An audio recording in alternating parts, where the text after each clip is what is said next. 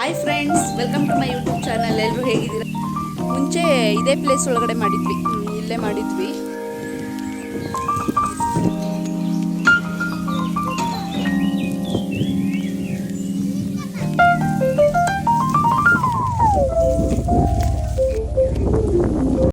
Hi friends, welcome to my YouTube channel. ಎಲ್ಲರೂ ಹೇಗಿದ್ದೀರಾ? ಎಲ್ಲರೂ ಸೂಪರ್ ಆಗಿದ್ದೀರಾ ಅಂತ ಅಂದ್ಕೊಂಡಿದ್ದೀನಿ. ನಾನು ಮೊನ್ನೆನೇ ಹೇಳಿದ್ದೆ ಅಲ್ವಾ, ಊರಲ್ಲಿ ಪಂಚಮಿ ಇದೆ ಶನಿವಾರ, ಹಂಗಾಗಿ ಅಮ್ಮ ಊರಿಗೆ ಹೋಗ್ತಿದ್ದಾರೆ ಅಂತ. ಸೊ ನಾವು ಕೂಡ ನಿನ್ನೆ ಊರಿಗೆ ಬಂದಿದ್ದೀವಿ. ಇವತ್ತು ಪಂಚಮಿ ಇದೆ. ಸೊ ಸಂಜೆ ನಾವು ತನಿ ಎರಿತೀವಿ. ಹಾಗಾಗಿ ಇವಾಗ ತೋಟದ ಹತ್ರ ಹೋಗ್ತಾ ಇದ್ದೀವಿ. ಅಂದರೆ ಅಡುಗೆ ಎಲ್ಲ ಅಲ್ಲೇ ಮಾಡ್ಕೊಳ್ಳೋಣ ಅಂತ ಹೇಳಿಬಿಟ್ಟು, ಅಂದರೆ ಅಡುಗೆ ಎಲ್ಲ ಪ್ರಸಾದ ಎಲ್ಲ ಅಲ್ಲೇ ಮಾಡಿ ಮತ್ತು ಅಲ್ಲೇ ತನಿ ಎರೆದು ಪೂಜೆ ಮಾಡಿಬಿಟ್ಟು ಮತ್ತೆ ನಾವು ಅಲ್ಲೇ ಪ್ರಸಾದನೂ ತಿಂದ್ಬಿಟ್ಟು ಇಲ್ಲಿಗೆ ಬರ್ತೀವಿ. ನಾನು ಬೆಳಗ್ಗೆಯಿಂದ ಇವತ್ತು ಉಪವಾಸ ಇದ್ದೀನಿ, ಮತ್ತು ನನ್ನ ತಮ್ಮನೂ ಕೂಡ ಬೆಳಗ್ಗೆಯಿಂದ ಉಪವಾಸ ಇದ್ದಾನೆ. ನಾನಿವಾಗ ಹೋಗ್ತಾ ಇದ್ದೀವಿ ತೋಟಕ್ಕೆ. ಅಮ್ಮವರೆಲ್ಲ ಮುಂದೆ ಹೋಗಿದ್ದಾರೆ. ಇವಾಗ ನಾವು ಹೊರಡ್ತಾ ಇದ್ದೀವಿ. ಜಗಳ ಮಾಡಬಾರ್ದು. ಅವನು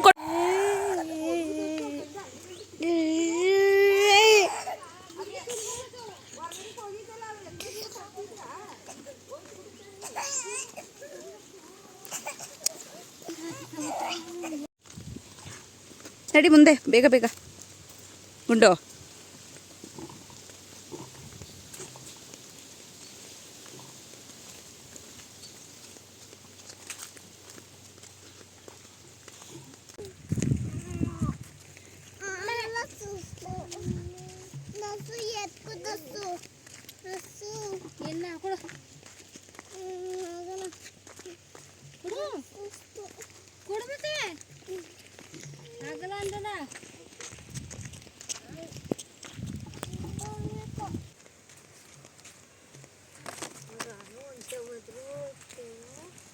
ನೀಟಾಗಿ ಮಾಡಬೇಕು, ಅಲ್ಗಾಡ್ಸ್ಬಿಡ ಫೋನ್.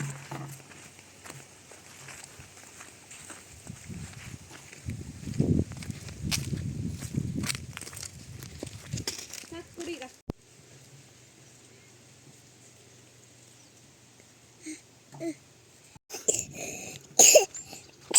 ಇದು ಬಂದು ನಮ್ಮ ತೋಟ. ಮುಂಚೆಲೆಲ್ಲ ಮಾವಿನ ಮರಗಳಿದ್ವು.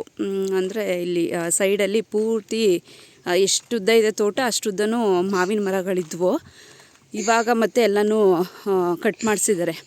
ಆವಾಗೆಲ್ಲ ಎಷ್ಟು ಚೆನ್ನಾಗಿತ್ತು ಅಂತಂದರೆ, ಚಿಕ್ಕದರಲ್ಲಿದ್ದಾಗ ನಾವೆಲ್ಲ ಬಂದು ಮತ್ತು ಮಾವಿನ ಮರ ಎಲ್ಲ ಹತ್ತುತ್ತಿದ್ದೋ. ಮತ್ತು ಮಾವಿನ ಮರ ಹತ್ತಿ ಮಾವಿನ ಮರದ ಮೇಲೆ ಕೂತ್ಕೊಂಡು ಅಲ್ಲೇ ಉಪ್ಪು ಖಾರ ಎಲ್ಲ ತೊಗೊಂಬರ್ತಿದ್ವಿ ಮನೆಯಿಂದ. ತೊಗೊಬಂದು ಅಲ್ಲೇ ಕೂತ್ಕೊಂಡು ಮೇಲ್ಗಡೆನೇ ತಿನ್ಕೊಂಡು ಬರ್ತಾಯಿದ್ವಿ. ಮತ್ತು ಮರಕೋತಿ ಎಲ್ಲ ಆಟ ಆಡ್ತಾಯಿದ್ವಿ. ಅಂದರೆ ಒಂಥರ ಚಿಕ್ಕದಲ್ಲಿದ್ದಾಗ ಒಂಥರ ತುಂಬಾ ಚೆನ್ನಾಗಿತ್ತು.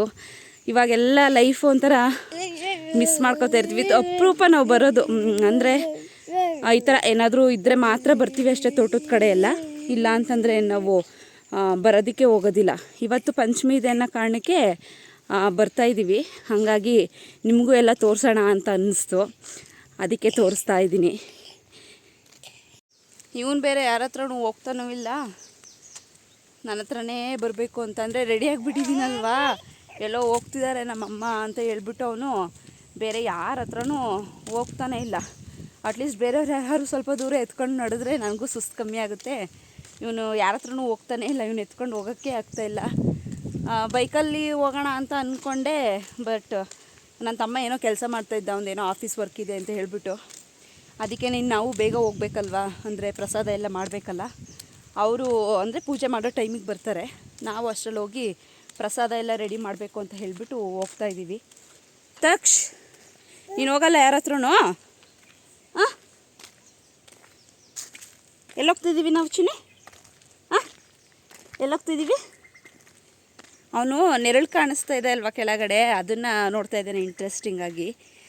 ಏನಿದು ಅಂತ. ಏನು ಎತ್ಕೊಂಡು ನಡ್ಕೊಂಡು ಹೋಗೋಕೆ ಆಗ್ತಾನೇ ಇಲ್ಲ. ಇನ್ನೊಂದು ಸ್ವಲ್ಪ ದೂರ ಇದೆ, ಏನು ಕಷ್ಟಪಟ್ಟು ಹೋಗ್ಬೇಕಷ್ಟೇ. ಇಲ್ಲಿದೆ ನೋಡಿ ಮಾವಿನ ಮರಗಳು.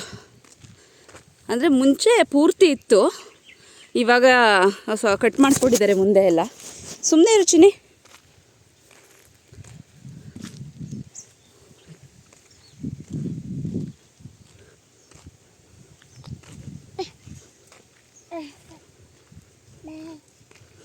ಒಂದೊಂದು ಕಾಯಿ ಬಿಟ್ಟಿದೆ ಮಾವಿನಕಾಯಿ ಆಗ್ಲೇ.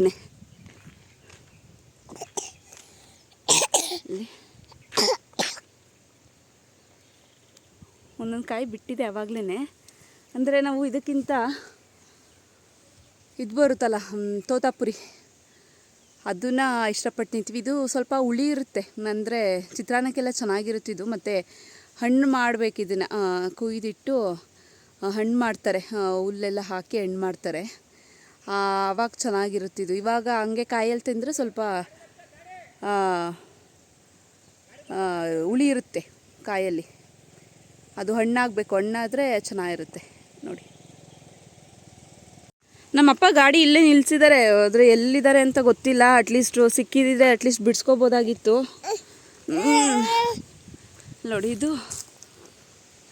ಬಾಳೆ, ಇದು ನೇಂದ್ರ ಅಂತ ಹೇಳ್ತಾರಲ್ವ, ಆ ಬಾಳೆ.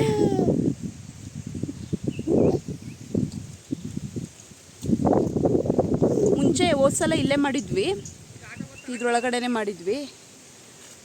ಇವಾಗ ಇಲ್ಲೆಲ್ಲ ಬಾಳೆ ಹಾಕಿದಾರಲ್ವ, ಹಂಗಾಗಿ ಇವಾಗ ಮಾಡೋಕ್ಕಾಗೋದಿಲ್ಲ. ಇಲ್ಲಿ ಒಳಗಡೆ ಜಾಗ ಇಲ್ಲ ಇವಾಗ ಮಾಡೋಕ್ಕೆ, ಅದಕ್ಕೆ ಇನ್ನೊಂದು ಕಡೆ ಮಾಡೋಣ ಅಂತ ಹೇಳ್ಬಿಟ್ಟು ಇನ್ನೊಂದು ಕಡೆ ಮಾಡ್ತಾಯಿದ್ದೀವಿ. ಅಂದರೆ ಇವಾಗ ಅಪ್ಪ ಮೇ ಬಿ ಒಳಗಡೆ ಇದ್ದಾರೆ ಅನಿಸುತ್ತೆ. ಅಂದರೆ ಇವಾಗ ಬಾಳೆ ಕೊಡ್ತಾರೆ, ಬರ್ತಾಯಿದ್ದಾರೆ ಕಟ್ ಮಾಡ್ಕೊಂಡು ಹೋಗೋದಕ್ಕೆ. ಅದಕ್ಕಾಗಿ ಒಳಗಡೆ ಇದ್ದಾರೆ ಅಂತ ಅನಿಸುತ್ತೆ.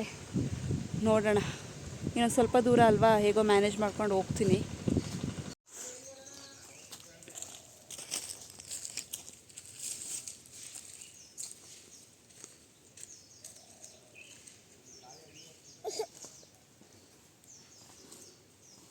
ಈ ಕಡೆ ಎಲ್ಲ ಆವಾಗಲೇ ಮುಗ್ದೋಗಿದೆ ಇದು. ಇವಾಗ ಕಟ್ ಮಾಡ್ಕೊಂಡು ಹೋಗೋಕ್ಕೆ ಅಂತ ಹೇಳ್ಬಿಟ್ಟು ಬಂದಿದ್ದಾರೆ. ಅಂದರೆ ಇದೇನು ಗೊತ್ತಾ, ಒಟ್ಟಿಗೆ ಬರೋದಿಲ್ಲ, ಹಿಂದೆ ಮುಂದೆ ಬರುತ್ತೆ. ಅಂದರೆ ಎಷ್ಟು ಇದಾಗಿರುತ್ತೆ, ಗ್ರೋ ಆಗಿರುತ್ತೋ ಅಷ್ಟನ್ನು ಮಾತ್ರ ಕಟ್ ಮಾಡ್ಕೊಂಡು ಹೋಗ್ತಾರೆ. ಗ್ರೋ ಆಗದೆ ಇರೋದನ್ನು ಹಾಗೆ ಬಿಟ್ಟಿರ್ತಾರೆ, ಮತ್ತು ಅದು ಗ್ರೋ ಆದಂಗೆ ಬಂದು ಕಟ್ ಮಾಡ್ಕೊಂಡು ಹೋಗ್ತಾರೆ. ಇವತ್ತು ಅದೇ ಸ್ವಲ್ಪ ಗ್ರೋ ಆಗಿರಬೇಕು ಅಂತ ಅನಿಸುತ್ತೆ, ಅದನ್ನು ಕಟ್ ಮಾಡ್ಕೊಂಡು ಹೋಗೋಕ್ಕೆ ಬಂದಿದ್ದಾರೆ. ನೋಡೋಣ ಹೇಗಿರುತ್ತೆ ಪ್ರೊಸೀಜರ್ ಅಂತ.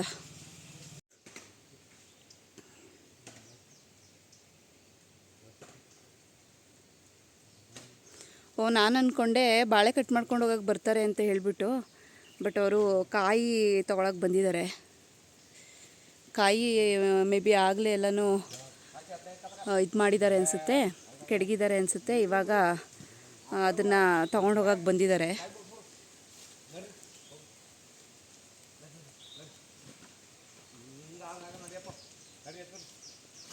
ಮುಂಚೆ ಇದೇ ಪ್ಲೇಸ್ ಒಳಗಡೆ ಮಾಡಿದ್ವಿ, ಇಲ್ಲೇ ಮಾಡಿದ್ವಿ. ಇಲ್ಲಿ ಒಳಗಡೆ ಹುತ್ತ ಇತ್ತು, ಹಂಗನ್ಬಿಟ್ಟು ಇಲ್ಲೇ ಮಾಡಿದ್ವಿ. ಬಟ್ ಇವಾಗ ಬಾಳೆ ಹಾಕ್ಬಿಟ್ಟಿದ್ದಾರಲ್ವ, ಹಂಗಾಗಿ ಇಲ್ಲಿ ಜಾಗ ಇಲ್ವಲ್ಲ ಅಂತ ಹೇಳ್ಬಿಟ್ಟು ಇನ್ನೊಂದು ಕಡೆ ಪಕ್ಕದಲ್ಲೇ ಹುತ್ತ ಇದೆ, ಅಲ್ಲಿ ಮಾಡೋಣ ಅಂತ ಹೇಳ್ಬಿಟ್ಟು ಅಲ್ಲಿಗೆ ಹೋಗಿದ್ದಾರೆ ಎಲ್ಲರೂ.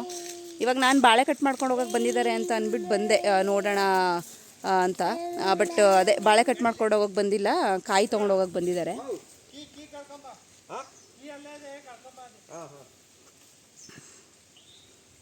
ನಾನು ಹೊರಡ್ತೀನಿ, ನಾನು ಪೂಜೆ ಮಾಡೋ ಹತ್ರ ಹೋಗ್ತೀನಿ. ಅಂದರೆ ಅಪ್ಪ ಬ್ಯುಸಿ ಇದ್ದಾರೆ, ಅಪ್ಪಂಗೆ ಇವಾಗ ಬಿಟ್ಕೊಡೋಕ್ಕಾಗೋದಿಲ್ಲ. ಇಲ್ಲಿ ಲೆಕ್ಕ ಮಾಡಿಸ್ಕೊಬೇಕಲ್ವ, ನಾನೇ ಹೇಗೋ ಕಷ್ಟಪಡ್ಕೊಂಡು ಹೋಗ್ತೀನಿ ನಡ್ಕೊಂಡು.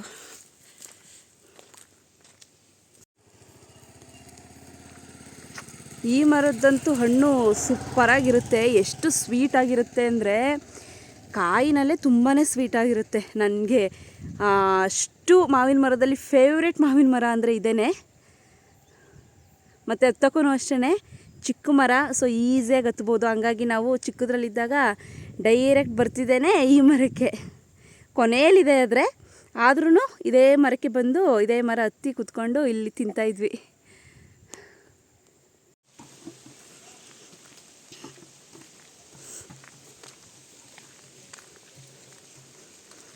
ಇಲ್ಲೇ ಇವಾಗ ಪೂಜೆ ಮಾಡೋದು. ಅಲ್ಲಿ ಹುತ್ತ ಇದೆ, ಅಲ್ಲಿ ದೇವಸ್ಥಾನ ಇದೆ, ಅದ್ರ ಕೆಳಗಡೆನೆ ಹುತ್ತ ಇದೆ. ಅಲ್ಲಿ ತಕ್ಷ hi hi hi hi hi ಮಾಡು, ಹಾಯ್ ತಕ್ಷ. ಹಬ್ಬ ಫೈನಲಿ ಇವಾಗ ನಮ್ಮ ಚಿಕ್ಕಪ್ಪನ ಮಗಳ ಹತ್ರ ಹೋಗಿದ್ದಾನೆ. ಅಲ್ಲಿಂದ ಮಾತ್ರ ಯಾರ ಹತ್ರನೂ ಬರಲಿಲ್ಲ. ಅಂದರೆ ಇವ್ರು ಸ್ವಲ್ಪ ಮುಂದೆ ಬಂದ್ರಲ್ವಾ, ಹಾಗಾಗಿ ಇವರೆಲ್ಲೋ ಬೇರೆ ಕಡೆ ಹೋಗ್ತಿದ್ದಾರೆ ಅಂತ ಏನೋ ಅಂದ್ಕೊಂಡೇನೋ ಅನಿಸುತ್ತೆ, ಬರಲೇ ಇಲ್ಲ. ಇವಾಗ ಅವಳ ಹತ್ರ ಹೋದ. ಅಪ್ಪ ನನಗಂತೂ ಸಾಕಾಗೋಯ್ತು ಅಲ್ಲಿಂದ ಇಲ್ಲಿ ತನಕ ಕರ್ಕೊಬರೋ ಅಷ್ಟೊತ್ತಿಗೆ. ಹೇಗೋ ಇವಾಗ ಅವಳ ಹತ್ರ ಹೋಗಿದ್ದಾನೆ. ನಾನು ಸ್ವಲ್ಪ ಸುಧಾರಿಸ್ಕೋಬೇಕು ಇವಾಗ.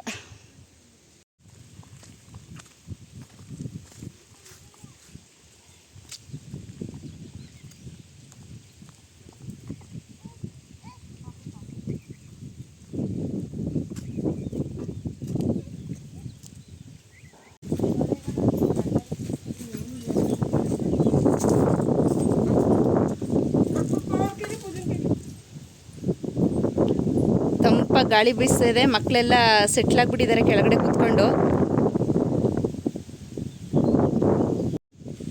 ಬಾಟ್ಲಲ್ಲಿ ತಗೊಬಂದು ಅಷ್ಟೇ. ಪುನಿಗೆ ಹೇಳ್ಬೇಕು.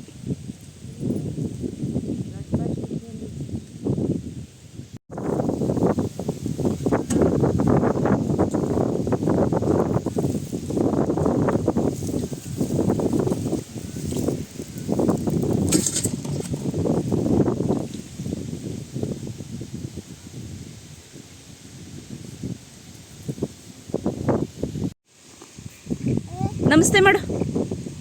ಹಾಂ, ವೆರಿ ಗುಡ್. ನಮಸ್ಕಾರ ಮಾಡು. ಮಾಮಿ ಒಳ್ಳೇದು ಮಾಡಪ್ಪ. ಮಾಮಿ ನಮಸ್ಕಾರ ಮಾಡು.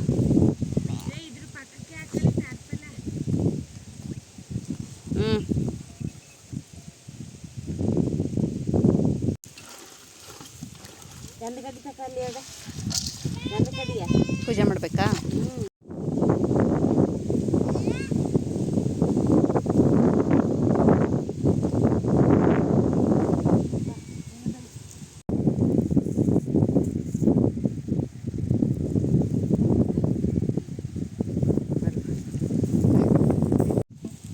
ಏನದು? ಬೇರೆ ನೀರು ಹೊಡ್ಕೊಂಡ್ಬಂದ್ರಿ ಅವ ಅಲ್ಲೇ ಚೌರಿ.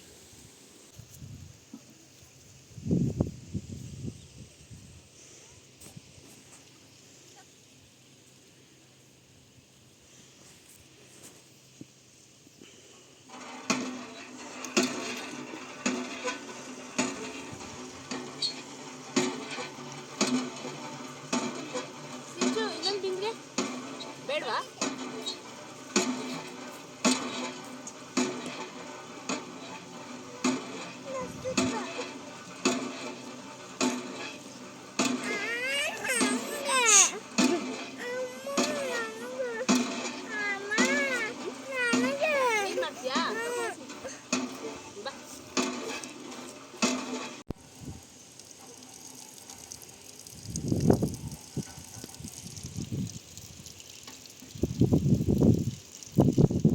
ಗೊತ್ತು.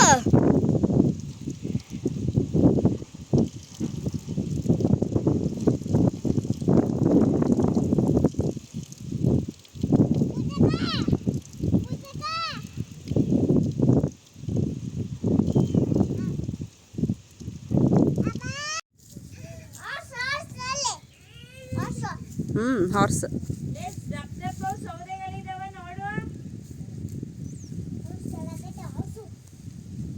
ಮಮ್ಮಿ ಮಾಡ್ಕೊ ಬಾ.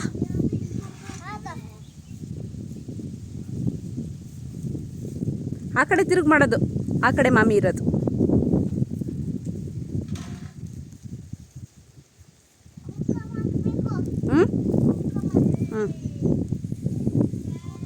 ಹಾಕೊಂಡ